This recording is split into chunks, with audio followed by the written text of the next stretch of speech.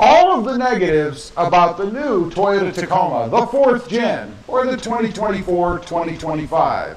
Are they true or are they false? Let's run through them. These are the most popular.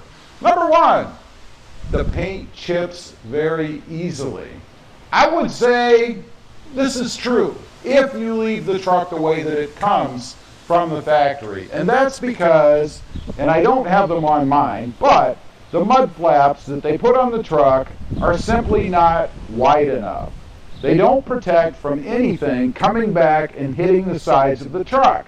Even if you have the PPF, and we'll get to that in a minute, you can see I do have it here, you can still get it along the sides, and it's a problem. Now, it does help having some sort of side step or rock slider or something along the edges to maybe pick up some of those stones that come flying by. But nonetheless, they need to have wider mud flaps on the truck. Number 2, and I experienced this one a lot myself, the front seats are haunted. They move by themselves. Now, it is true that they move, that's for sure, but that's because the handle is too close to the edge or the threshold of the seat. When you get in and out, particularly if your truck is lifted, like mine is, a level lift with a little bit taller tires, your rear end slides across this and pushes it down. Every time I get in, I push it down. Every time I get out, I push it down. And of course, that's how the seat lowering and raising functions, right?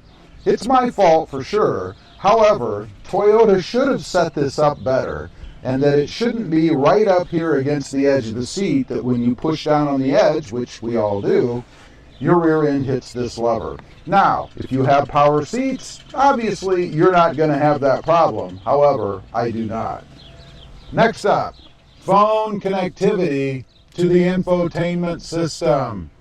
This has been a big problem with the truck, particularly it seems if you are an Android user. I have heard from numerous Android folks out there about problems with their phone connecting and staying connected. I experience it myself with the iPhone, so it's not just an Android problem. The reason being is because when phones come out, they have new software.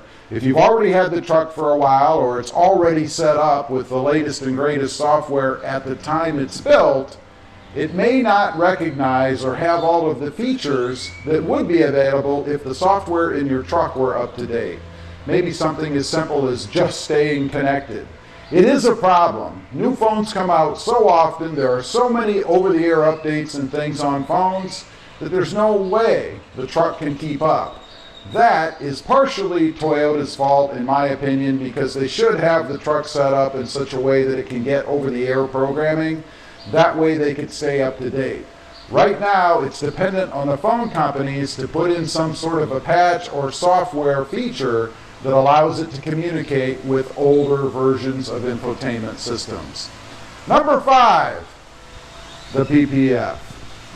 The PPF on these trucks is terrible. I had it across the front of my truck, right across here, and I removed it because it had garbage underneath, and it looked like I had chips and scratches and things in my truck. It was horrible. Now, that was due to installation. That was Toyota's fault, or the distributor's fault who puts it on in my case. You also have it in other areas. I did leave it on the sides here. I don't know if you can see the line there, but I did leave it here because they did actually do a good job. Nothing got under the paint there. We do have it in the back as well. I've got some here. A good thing to have, no doubt, to keep chips and things from occurring, but nonetheless, there's an example of kind of a flaw when they put this thing in. It's the same on both sides. They just did a poor job. The thickness of it is another thing. Toyota uses, I guess, a 3mm thickness on their film versus 8mm, which I'm told is industry standard. It's too thin. That simply means that it's gonna, I guess, let a lot of the rocks and little stones and things through that maybe it wouldn't if it was actually thicker. Number 5, thin paint. This one I would say is kind of borderline true or false, right? I haven't had any issues with my truck when it comes to paint. I don't notice any areas that look particularly thin. I should back up a minute. I do have one problem, but it's not due to paint thickness. When they sprayed or painted the hood, for some reason, it kind of forms a drip spot on the edge up here. On both sides, it's the same, and it's going to cause a problem down the road. I think that's probably going to come off, and then I'm going to have exposed metal underneath. Fortunately, it is aluminum, so it shouldn't rust, but it can still oxidize.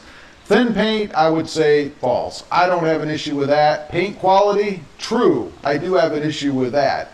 By the way, the first three options, I think I forgot to give you the true or false. Number one, chips, that's true. Number two, haunted seats, that's false. Just poor design. Poor phone connectivity, that would be true.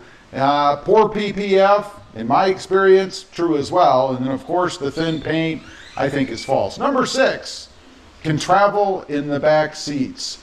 In other words, adult passengers can sit in the back seats for long trips or long distances, really even short, I don't know if it matters, and actually be comfortable back here.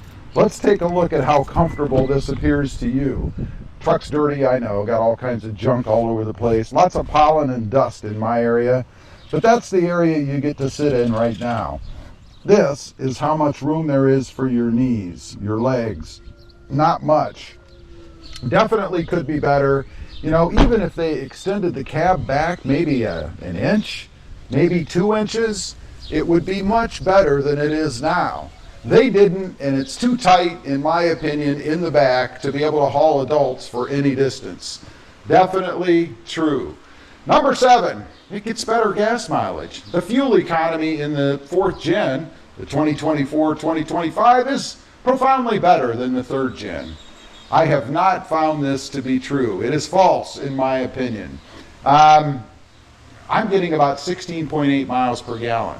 Now, most of that is local, slower driving. I don't do a lot of freeway driving, so it would creep up. I could probably expect to be somewhere in the maybe 18 to 20 mile per gallon range. Is that better than the 3rd gen? Not in my experience. Lastly, number 8. There are tons of recalls out there on this truck. It's just horrible. You shouldn't even consider it. It's so bad. That is false.